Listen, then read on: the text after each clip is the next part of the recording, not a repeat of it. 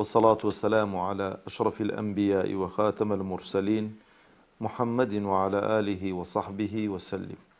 ربنا هب لنا من لدنك رحمة وهيئ لنا من أمرنا رشدا. ربنا أرنا الحق حقا وارزقنا اتباعه وأرنا الباطل باطلا وارزقنا اجتنابه. ربنا اغفر لنا ولإخواننا الذين سبقونا بالإيمان ولا تجعل في قلوبنا غلا للذين آمنوا ربنا إنك رؤوف رحيم آمين. أدلا فرمودي هجدهم فرمودك زوري دويست وزوري دويتن كهالوصي لسر بكين لدرس الرابردو باسي ومان كرك أبو ذري غفاري رضا ورحمة إخوائي لسر بدقاء معاذي كري جبل أو فرموديان لبيغنبري إخوة جراوته عليه الصلاة والسلام اتق الله حيثما كنت وأتبع السيئة الحسنة تمحوها وخالق الناس بخلق حسن. أمر بحول قوة إخوات وبشكيدك تواودكين وإخواي پروردگار تبارك وتعالى بخات ترازوي حسنات من إن شاء الله تعالى. بشي دوامي فرمودكي دفرمي وأتبع السيئة الحسنة تمحوها وخالق الناس بخلق حسن. طبعا ليرانا دا بيغنبري إخوة عليه الصلاة والسلام دفرميتا يجيك لهاولان دا جريت ولا بيغنبري إخوة عليه الصلاة والسلام كنت جالسا عند رسول الله صلى الله عليه وسلم فجاءه رجل فقال دفرمي لخزمت بيغنبري إخوة دانشتبهم عليه الصلاة والسلام بيابك هات لا يفرمو يا رسول الله إني أصبت حدا فأقمه علي فأعرض عنه ثم كرر ذلك مرارا وهو يعرض عنه فقال يا رسول الله إني أتتني امرأة أجنبية تشتري مني تمرا فأدخلتها البيت فأصبت منها ما يصيب الرجل من امرأته غير أني لم أجامعها فقال له رسول الله صلى الله عليه وسلم توضأ وضوءا حسنا فتوضأ وصلى مع النبي صلى الله عليه وسلم فنزل قوله تعالى وأقم الصلاة طرفي النهار وزلفا من الليل إن الحسنات يذهبن السيئات ذلك ذكرى للذاكرين. دفرمي أي عظمة لمن اتعظ فقال معاذ يا رسول الله هذا له خاصة أم للناس عامة فقال بل للناس عامة. أو فرمودية صحيحة طبعا بابتي زور هالدقري أو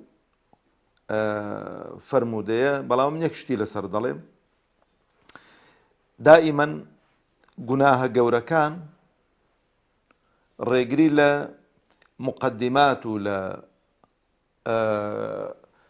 أسباب ووسائل قسك كشكرا وبويك إنسان توشي قناهي قورنا بيت أقل دي قد تعنيك دي خواهي پروردگار ده فرمي ولا تقربوا الزنا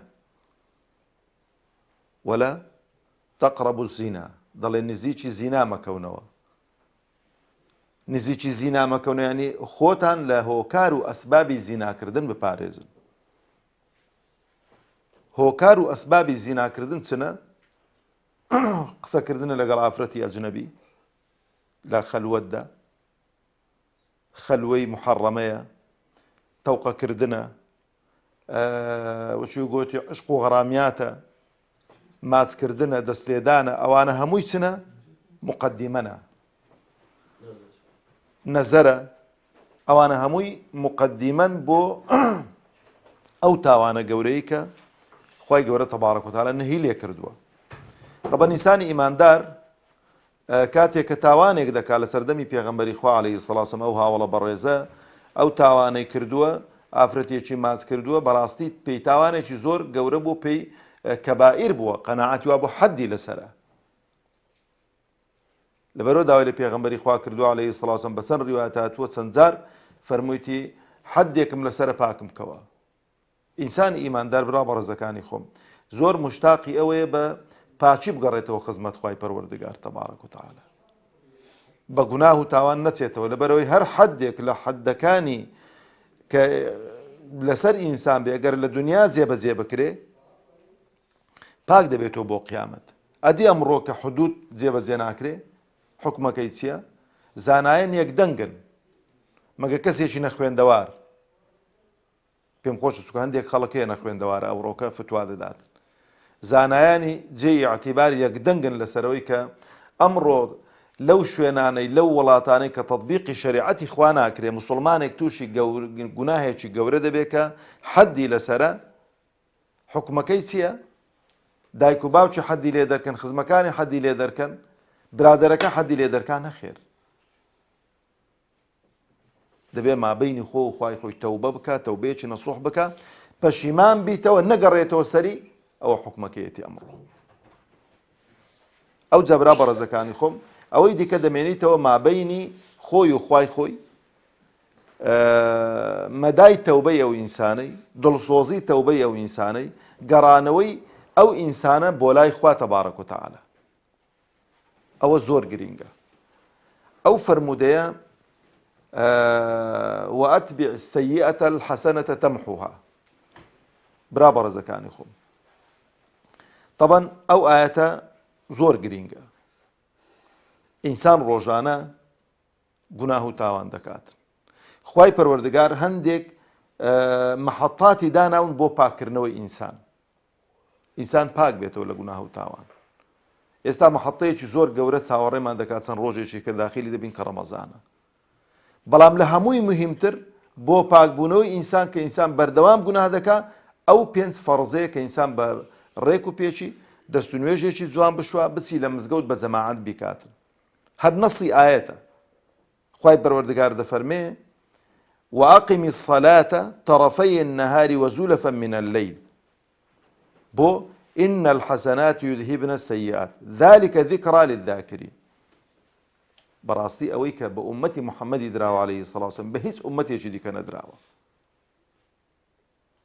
ئەوەی بە ئومەتی محەممەدی دراوە کە دوایین ئومەتە ئەو تەساهولەی بۆ ئومەتی محەممەد کراوە عليهەی سەڵات وسەلام بۆ هیچ ئومەتێکی دیکە ناکراوە بۆ چونکە دوایین ئومەتە وەخوای پەروەردگار دەزانێت کە ئەو قۆناغ و مەرحەلانەی کە بەسەر ئەو ئومەتەی دادێن چۆن و چۆن نین لەبەرەوە ئەوەندە کار ئاسانی و تەساهولاتی بۆ کردووی لێرە یەکشت زۆر گرینگە برا بە ڕێزەکانی خۆم ئینسان ئەو ئیستیغفار و تەوبە و لێخۆشبوون و عەفوکردن و چاوپۆشیەی خوای پەروەردگار کە لە دەیان ئایەت و حەدیث باس کراوە تەشجیعمان نەکا بۆ گوناه و تاوان ئاگامان لە خۆمان بێتن لەبەرەوە ئینسان نازانێت کەی دەمرێتن خوا نەخواستە ئینسان لەسەر تاوان و گوناه بمرێت و خواحافیزی لە دنیا بکە زۆر خراپە لەبەرەوە پێغەمبەری خوا عليهەی الصلاة والسلام دەفەرمێ لا يزني الزاني حين يزني وهو مؤمن لا يسرق السارق حين يسرق وهو مؤمن لا يشرب الخمر حين يشربها وهو مؤمن ولما دەفەرمون لە کاتی ئەنجامدانی تاوانە گەورەکان بە تایبەتی دەفەرمێ ئیمان لە قالبی ئەو ئینسانەی دێتە دەرەوە وەکو پەڵە هەورێکی لەسەر سەری ڕادەوەستیت ئەوەندە قەباحەتە ئەوەندە گەورەیە لەو ئەسناییدا کابرا وەفاتکە ئیمانەکەی لە قالبی نەماوە ئیمانەکەی لەلا نەماوە جا دەگەڕێتەوە لای خوای پەروەردگار تەبارەک و تەعالە جارین داخوا حاڵ و گوزەرانی چۆن دەبێت یەک شت مراعات بکەین لێرانە زۆر مهمە طبعا ئەو فەرمودەیەکی زۆر قەیمە دەفەرمێ طبعا ئەگە ئینسان شەتری یەکەمی جێبەجێ کرد دەپارێزرێ لە ئی دووەم لە ئی سێمیش قالب سووک دەبێت اتق الله حيث ما كنت ئەگە ئینسان ئەهلی تەقوا بوو لە شەتری دووەم کە ناوەڕاستی فەرمودەکەیە وأتبع السيئة الحسنة تمحوها ئەسڵەن کابرا پارێزراو دەبێت لە گوناهە گەورەکان خۆش دەپارێزێ لە گوناهە گچکەکان و زۆرێک لەو شتانەی کە بەڕاستی ڕێ پێدراویشە حەڵالیشە کابرا خۆی لێ دەپارێزیتن لە ترسیەوەی کە تووشی حەرام نەبێت واگەر ئەهلی تەقوا بوو لەوەی دووەم دەپارێزرێت لەوەی سێمیش زۆر قالبی سووک دەبێتن وەخاڵقی الناس بخلق حەسەن پیاوێکی زۆر نەرمونیان و قالب سووک و دڵسۆز و پیاوێکی زۆر وەچێ گوتی سەهل دەبێت لەگەڵ خەڵکی کە دێمە سەر ئینشاءالله. برا بەڕێزەکانی خۆم فطرەتی ئینسان خواوا خەڵقی کردوین دەبێ گوناه بکەین دەبێت تاوان بکەین بۆ چکە فطرەتی ئینسان وایە ئینسان دوو وەچێ گوتی لایەنی تێدا خەڵق کردوون خوای گەورە لایەنی خەیر و لایەنی شەڕ ئەو لایەنی خەیر و شەڕە لە سیراعدان ئەگەر کابرا ئەهلی تەقوا بوو بۆ خوا سوڵحاو بوو لایەنی شەڕەکەی کۆتایی نایە لە ناو لاشەیدا ئاگاتان لێبیتن بەڵام زەعیف دەبێتن توانای جموجۆلی نابێتن توانای بڕیاردانی نامێنێتن بڕیاردانی لێ وەردەگیرێتەوە پلە و پای لێ وەردەگیرێتەوە چۆن بەرپرسێک کە هەموو پلە و پای لێ وەردەگریەوە و عەزلی دەکەی و ئەوەی نامێنێ بۆ خۆی دادەنیشی بێدەک سەری خۆی کەس دەکا لایەنی شەڕ ئەگەر لایەنی خەیرت بە قووەت کرد لە جسمی خۆت ئەوی بە بەرزبوونەوەی پلە و تەقوا و لە خواترسی ئەو لایەنی شەڕە زەعیف دەبێتن بەڵام جار جار هەوڵێکی هەردەدات کابرا دەبینی لە پلە و پای خواتە دەرجار جار وە دەردەکەویتەوە لێدوانێکی دەداتن تەسریحی ینی هەرا مایمە بەس هیچ نییە لێدوانەکە ئەو لێدوانی جانیبی شەڕە ئەگە کابرا ئەوە بێتن هیچ نییە بەڵام خەتەراتت بەدڵی دادێنیتن شتت بۆ ئیلهام دەکاتن هەوڵ دەدا خۆقیت کاتەوە بێتەوە مەیدانێ بەس چ نییە بەس لەگەڵەوەی کە چش نییە تووشی هەندێک حاڵەت و ئەوانت دەکات بۆ چکە شەیطان لە پاڵەوەیە شەیطان تەشجیعی دەکات شەیطان هاوکاری دەکات شەیطان ڕێی پیشان دەدات برا شیرنەکانی خۆ با وەسیەت بێ لە هەموو لایەکمان ئەگەر گوناهێکی بە ئاشکراییمان کرد با خێرێکی بە ئاشکرایی لە پاڵدا بکەین چکە ها پێغەمبەر دەفەرمی عەلەیهی السەڵات وەسەلام وأتبع السيئة وأتبع يعني چی لە زمانی عەرەبی ینی نێڵی شوێنی خۆی بگرێ لە ناودڵی تاوانەکە نێڵی نوقتەکە ڕەش بیتن نێڵی زۆری بەسەردا بڕوە بەلای کەمی ئیستیغفارەکەی بکە جارێ پەشیمان بەوە نەدەم با بدگریتن ئەو جا دەست و نوێژێکی بۆ بشۆ دوو ڕکەعات نوێژ بکە ئەو جا خێر و سەدەقەیەکی گەورە بکە ئەگە باسی ینی گەورەی خوای پەروەردگار لەوەی کە لەگەڵ ئەو ئومەتەی کردوویەتی بەڕاستی وەصف ناکرێ بە هیچ شێوەیەکی بۆ ئینسانی تاوانبار برا بەڕێزەکانی خۆم ئەوەندەی کە وەکو گوتی مراعاتی ئینسانی تاوانبار و ئۆکراوە لەو شەریعەتەدا زۆر عەجایبە یعنی هیچ عوزرێکی نییە کابرای تاوانبار لە ڕۆژی قیامەت هیچ عوزرێکی نییە یعنی تەماشەکە کەسێک خراپەیەکت بەرامبەر بکاتن نەک بە ناوی خۆی بانگی ناکەی چی هە ناوی زۆر قەبیح و ڕقی لێتی ئەگە بانگیکە بەو ناوی بانگەکەی بێتن لەکنت دانیشی ڕووی لێگرژ دەکەی تەکلیفی ناکەی بڵێ با بچین لە ماڵەوە دانیشین چایەکم لەکەن بخۆوە ئەگەر هەزار وەچ کابرای گوتی دەفتەر دۆلارت هەبێتن ئامادەنی سنتێکی بدەیە یعنی وچی گوتی بە نەعلەتی دەکەی لە فەرهەنگی خۆت بەس خوای گەورە تەبارەک و تەعالا ئەرحەم الراحیمینە تەماشەکە بەرامبەر بە ئەو خیتابەی خوای گەورە بەرامبەر بەوانەی کە زۆر زێدە ڕۆیان کردووە نەک وأتبع السيئة الحسنة تمحوها ئەوانە ئیتیباعی حەسەنەیان نەکردو بۆ سەیئەی چاکیان بە دوای خراپەیدا نەیناوە بۆی کە وەکو بەلای کەمی وەکو یەک بن جا بابەتێکی ئەوەی هەیە پێم خۆشە ئینشاڵڵا لە فکرم ناچێت کە دێمەوە سەری کە تایبەتە بەوەی ئایا تەوبە گوناه و تاوانان ڕەش دەکاتەوە یان کابرا تەوبەی ناکاتن کە گوناهێکی کرد چاکەیەکی کرد ڕەشی دەکاتەوە یان نا ئەوە دێمەوە سەری ئینشاءڵڵا با ئەو فەرمودەی خوای پەروەردگار تەبارەک وقل لعبادي قل يا عبادي الذين أسرفوا على أنفسهم لا تقنطوا من رحمة الله إن الله يغفر الذنوب جميعا لسي دينيك يا أوا أي پیغمبر عليه الصلاة والسلام بە بەندەکانم بڵێ، ناشڵێ بەو بەندانە بڵێ کە تاوانبارن، ناڵێ ئەوەی کە ئەو گوناه و تاوانانیان کردوون. هێشتا لە چوارچێوەی عەبدایەتی و بەندایەتی دەری نەکردوون. لا تقنطوا من رحمة الله أصرفوا على أنفسهم لێرانە زۆر مهمە، یعنی ئەوەی کە زێدەڕۆیان کردو بەڵام باسی ئەو زێدەڕۆیانە ناکا، باسی گوناهەکان ناکات. دای پۆشیون خوای پەروەردگار تەبارەک و تەعالا.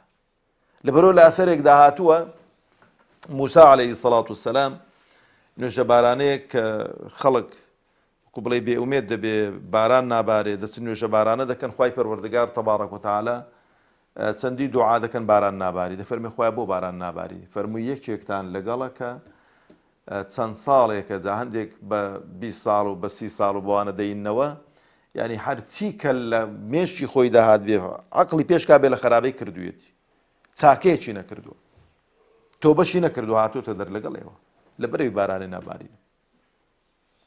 موسا عەلەیهی سەڵات وسەلام خەڵکینە نەفەرێکمان دەگا هاتووتە دەر ئەو حاڵ و گوزەرانێتی، کابرا لە مابەینی خۆ خۆیەتی ینی واستە بە من ئەو خەڵکە هەمووی مەحڕوم بۆ لە بارانێ، خوایە وعد بێ لە مابەینی من و تۆ تەوبە و پەشیمانم. باران هاتە خوارێ. موسا فەرمی خوایە باران هات، فەرمی تۆبەی کرد لە مابەینی من و خۆی، فەرمی خوایە پێم خۆشە بزانم چێیە. فەرمووی موسا ئەوە هەندە ساڵەیە گوناه و تاوان دەکا و دوژمنایەتی من دەکا، سترم کردو، ئێستای تۆبە کردو دەتوێ فەزحی کەم.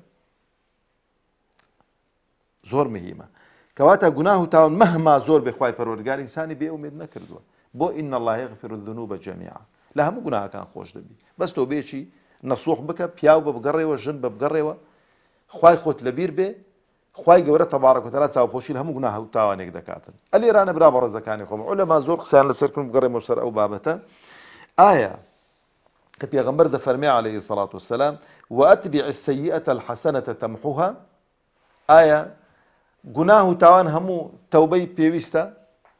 بەڵێ پێویستێتی، بەڵام فەرەزنا ئەگە گوناه و تاوانێکیش ماون تۆبەت لێ نەکردبن، بەڵام چاکەت هەبن، ئەو چاکانە ئۆتۆماتیکیەن چ دەکەن؟ خراپەکەی لە بەین دەبن، خراپەکەی ڕەش دەکەنەوە. و ئینسانی ئیماندار برا بەڕێزەکانی خۆم، یعنی تەماشەکە لە ڕۆژی دواییدا کە میزان میزانێکی حەق و عەدل و ئەوەیە، یعنی خوای پەروەردگار تەبارەک و تەعالا سجلی چاکەکانی عەبدی خۆی دێنیتن. بەس یەک وەسیەت لە خۆم و لە ئێوەش، یەکەم شت سجلی نوێژەکان دەهێنرێت، یەکەم سجل لە عیبادات ئەو ئەرک و فەرمانانەی کە خوا لەسەری داناوین نوێژن. ئەگەر نوێژ مەزبوط بوون هەمووی دیکە مەزبوط دەبێ، ئاگاتان لێ بێتن. ئەگەر نوێژ مەزبوط بوون هەمووی دیکە مەزبوط دەبێت، چونکە نوێژ سەنجی مەحەکە. بەڵام خوا نەخواستە نوێژەکانمان مەزبوط نەبن، ئەوانەی دیکە هەمووی کاول بووە. یەکیش هەبوو خۆشەویستانم لە نوێژەکانماندا خوا نەخواستە بە سونەتەکان قەرەبۆ دەکرێنەوە، بەڵام سنەتی ڕۆژوو نوێژی پێ قەرەبوو ناکرێتەوە، ئاگاتان لێ بێتن. سەدەقە و پارە بەخشین نوێژی پێ قەرەبوو ناکرێتەوە، هەر یەکە و لە جنسی خۆی. بە تایبەتی نوێژ لەبەرەوە ڕجام وایە بۆ خۆم و بۆ ئێوەش زۆر گرنگی بە نوێژ بدەین، نوێژەکانمان با بە جەماعەت بن لە مزگەوتەکان. عوزران مەینەوە فڵان کەمە لە ئاوایە و فیسار ئاوایە و پێغەمبەری خوا عەلەیهی سەڵات وسەلام بە دوای حەدیسەکاندا بڕۆ ئیمامی وا هەیە چ کابرای گوتی ئاوای و ئاوای و زۆری خورد مەکەنەوە، بۆی شەیطان زۆرت بۆ خورد دەکاتەوە، بەس فی سەبیلی ئەوەی لە مزگەوتێ جەماعەتێنەکەی، بەس فی سەبیلی لە مزگەوتێ جەماعەتێنەکەی بتباتەوە ماڵێ. بەڵام لەگەڵ ئەوەشدا ئیهتیمامی زۆر بە سونەتەکان بدەین و سونەتەکان لە ماڵەوە ئەنجام بدەین، خێری زیاترە، بۆی کە ئەو کەم و کوڕیەی کە لە واجباتدا دروست دەبێ بەو سونەتانەمان بۆ قەرەبۆ بکرێنەوە. ئەو جا برا بەڕێزەکانی خۆ تاوانێکمان کرد بە ئاشکرایی، چاکەیەک دەکەین چێ بە ئاشکرایی، بۆ ڕەشی دەکاتەوە. ئەو جا گوناهێکمان بەدزی کرد، خێرێک بەدزی دەکەین، بۆی کە الجەزاء من جنس العمل، بۆی لە جنسی خۆی ئەوە بێتن. غەیبەتی برایەکت کردووە گوناهە، مەدحیکەوە لە هەمان مەجلیسەکەی، وەڵی کاکە من هەڵە بوو ئەو برایە ئاوانی ئەوە ستایشی بکەوە، داوای گەردەن ئازایی لێ بکەوە. بەڵام ئەگەزانیت ئەو گەردەن ئازاییە دەبێتە مایەی کێشە و مشکلە لە مابەینی تو ئەو برابەیتان تێک دەچێ، پێی مەڵێ. لە مەجلیسەکانی دیکە کە غەیبەتت کردیە ئەوەی بکە ناوی چییە؟ زکری خێری بکە ئەو سیفەتانت جوانانەی کە تێیدا چکە کەس خالی نییە لە سیفەتی چاک، یان خێر و سەدەقەیەکی بۆ بکە. بتەوێ نەتەوێ وەڵڵاهی برام ئینسان دڵی کابرا بێتەکە وەڵا کاکە زۆرم غەیبەتێ توا کردی، ئەڵێ گەردەنت ئازاوی، بەڵام بەو خودای شتێک کە دەدڵی دا هەر دەمینیت. گردنەی ئازاکەی سەرزانەچی بەس کاکە چیشت بە مندایەت و ئەمن چیشم بە توودا، یان چیشمنی هەر خەریکی گۆشتی تو بم. واز بینین لەو شتانە. ئەو جا یەک شتی دیکە پێم خۆش ئاگاتان لێبیتن، ئەو مەسەلەی فەیسبوک و بەزم و ڕەزمەی. ئەو فەیسبوکە ئێستانەکە بەشێکی زۆری لایەنی غەیبەت و بوختان و ئەوانە ئەو لەوێن دەرێ دەکرێت. وا مەزانن ئەوەی کە لەوێن دەرێ دەینووسین و لایک دەکەین و ئۆکەی دەکەین و ئانەمان لەسەر حیساب نیە. بەخوا لایکەکەش حیسابە. ئەو لایکت بە چ ناوێک کردو؟ بۆ نمونە کابرا جوێنی بە نەفەرێک داوە، تەشیری بە نەفەرێک کردو، دەڵێ وەڵاهی بۆی کە من چ نانووسم بەڵام لایکێکی بۆ دەکەم. ئەو لایکەی تو یعنی من تەئیدی ئیتو دەکەم و ئیتو وایە و لە هەمان غەیبەت و بوختان و بەزم و ڕەزمەکەی شەریکی. لەبەرەوە تا پێتان دەکرێت برا بەڕێزەکانی خۆم. ئینسان وەکو کوردەواری خۆمان دەڵێ ئەگەر ئافرەتێک زۆر خۆی یان نەفەرێک بۆ ژن و پیاوان بەکار هاتووە، زۆر خۆی دە ئیش و کاران هەڵقورتان باە، دەیگۆ لە هەموو جیزان ئەسکووە، لە هەموو بوکان خەسووە. یعنی هەر شتێکی با دەبی کابرا یعنی ئەوە چوی تێدا باە. ئەوە ئەو تاوانانە وە گەورەی خوای پەروەردگار بۆ ئێمە تەبارەک و تەعالا بۆ ئومەتەی برا بەڕێزەکانی خۆم. ئینسان کە ویستی تاوانێک بکاتن ئەگەر ئەنجامیدا بەیەک تاوانمان لەسەر حیساب دەکرێت. حتا لە هەندێک ئەثەردا بینیومە لە فرمودەکانی پێغەمبەری خوادا عەلەیهی سەڵات وسەلام، ئەنە ئەو کەسێک کە گوناه دەکات تاوان دەکات سەعاتە چێ مەلایکەتی کە موەکەلە بە نووسینی تاوانەکان ڕادەوەستی بزانی تۆبەی دەکاتن یانەنە. ئەگەر تۆبەی کرد لەسەری نانووسرێت، هەر تۆمار ناکرێت. بەڵام فەرەزنا ئەگەر کردی ئەوە بە گوناهێک بۆ حیساب دەکرێت. بەڵام ئەگەر ویستی گوناهێک بکات و تاوانێک بکاتن لە ترسی خوای پەروەردگاری تەبارەک و تەعالا نەیکرد، خێرێکی بۆ دەنووسرێت. خێرێکی بۆ دەنووسرێت. ئەدێگە ویستی چاکەیەکی بکە بۆی نەکرا خێری بۆ دەنووسرێت. ئەدێگە کردی یەک بەدا هەتا حەوسەد، لە حەوسەتیش بەولاوە. ئەوە لە قیامەتیشدا کە هات تەماشە دەکا 5,000 گوناهی هەیە، بەڵام 450,000 چاکەی هەیە. بەقەدەر ئەوەی حیسابات و کتابات دەکرێت و دەکرێت و چاکەکانی دەمینەوە. ئەگەر یەک چاکەت بمینیتەوە برا بەڕێزەکانی خۆم خوشکانی عزیزم، یەک چاکەمان بمینیتەوە لە ڕۆژی دوایی، ئەوی دیکە هەمووی وەک بەریەک بکەون بڕۆن، یەک چاکەمان بمینیتەوە ئەچینە بەهەشتی. خی گەورە بە ئەهلی بەهەشت لە قەڵەممان بدا. بەڵام سافی دافی ماوە نەچاکەمانمانە خەبرا بمان ماچمان لێدێ ئەچینە ئاعراف. هێشتا عەفوەکە دەرنەچووە. ئاعراف شوێنێکە لە مابەینی بەهەشت و جەهەنەم، هەردووشی لێ دیارن. هەردووچی لێ دیارن. بەڵام زۆربەی کاتەکان ئەوانەی کە لە ئاعرافن خوای گەورە بەهەشتمان بە قسمەت کە دوورمان کاتەوە لەو حاڵە یا رەب العالەمین، ڕویان لە بەهەشتێ ئەو خۆشی و نەعیمی بەهەشتێ دەبینن. جار جار خوای پەروەردگار ڕویان دەسوڕێنیتەوە. چاویان و ئەهلی جەهەنەمێ دەکەوی، هاوار و زیقەیان لێ هەڵەستیتن، هەر خوای گەورە پشتیان بخاتەوە جەهەنەمیان و ڕویان بکاتەوە بەهەشتیان. ئاخیری عەفوەکە دەردەچێت و ئەوش دەچنە بەهەشت و خوای گەورە بە ئەهلی بەهەشت لە قەڵەمماندا. ئاخیری ئەو فەرمودەی دەفەرمێ وەخالق الناس بخلق حەسەن. برا بەڕێزەکانی خۆم، لە فەرمودەی زۆر هاتوون، بابەتەکەمان زۆر درێژ دەبێ بچینە سەر ئەو هەموو فەرمودانە. پێغەمبەر دەفەرمێ عەلەیهی السەڵات الدین حسن الخلق. دینی پێناسە کردو بەچی؟ بە ئەخلاق و ڕەوشتی جوان. ودەفەرمێ ئینەما بعثت لئوتەممە مەکارم الأخلاق. یعنی هاتوو شتە جوانەکان جوانتر کەم بەڕاستی. تەماشەی هەڵسوکەوتی پێغەمبەرکەن عەلەیهی سەڵات وسەلام، ئەخلاقی پێغەمبەرکەن عەلەیهی سەڵات وسەلام. قسە ڕەق نەبووە، جوێن فرۆش نەبووە، تووڕە و ترش نەبووە، دائیمەن زەردەخەنەی کردو بە ڕووی خەڵکیەوە، دائیمەن یعنی کابرا هاتبووە پێداویستێکی هەبێ هەر شتێکی هەبێ ئەگەر بۆ خۆشی پۆی نەکرابێ هەوڵی داوە لە لایەکی دیکە بۆی تەرتیب بکات.